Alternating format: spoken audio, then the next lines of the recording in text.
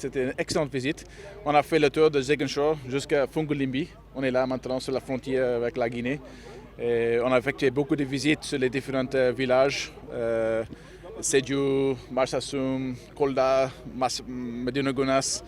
Et hier, on a visité Salamata, Bandafassi. Maintenant, on est à Fungolimbi. Et partout, c'est la même histoire. On est là pour voir, parce qu'on est dans les dernières étapes du projet, de la maison-œuvre du projet. Et il y a toujours les mêmes buts. Il faut d'abord faire la densification du réseau. Et ça veut dire que le Senelec peut raccorder des autres clientèles, qui est très important dans la vision globale du gouvernement du Sénégal, d'atteindre l'accès universel à l'électricité. Ça, c'est un point important. Le deuxième point, c'est de faire les interconnexions, les lignes d'interconnexion au centre isolé. Et ça veut dire qu'on peut réduire le coût de courant. Et enfin, avec le but de mettre l'électricité plus abordable pour les clientèles de la Senelec. Donc, vraiment, c'était excellent parce qu'on a rencontré des différents bénéficiaires. Partout, les villages sont contents d'avoir la courant.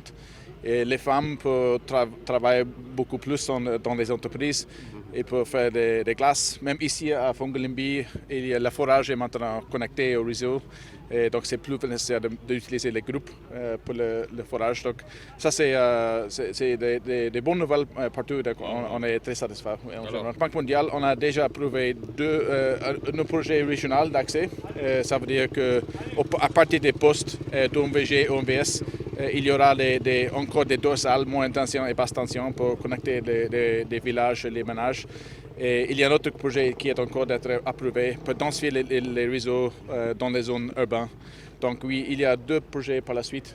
Et tout ça, c'est encore dans la vision du gouvernement d'atteindre l'accès universel de l'électricité d'ici 2025. La demande est là. Tout le monde veut la courante. Et oui, on est là pour supporter la Senelec et le gouvernement d'achever ces raccordements, effectivement. Donc oui, on est là pour supporter le gouvernement d'achever cette vision accès universel d'ici 2024. Oui. C'était vraiment un message clair à chaque village. Tous les ménages voudraient avoir ces raccordements. Oui, le coût global de ce projet, c'est 250 millions de dollars. Et ça veut dire 155 millions de dollars côté Banque mondiale. Et le reste, c'est parti de la BEI et l'Union européenne.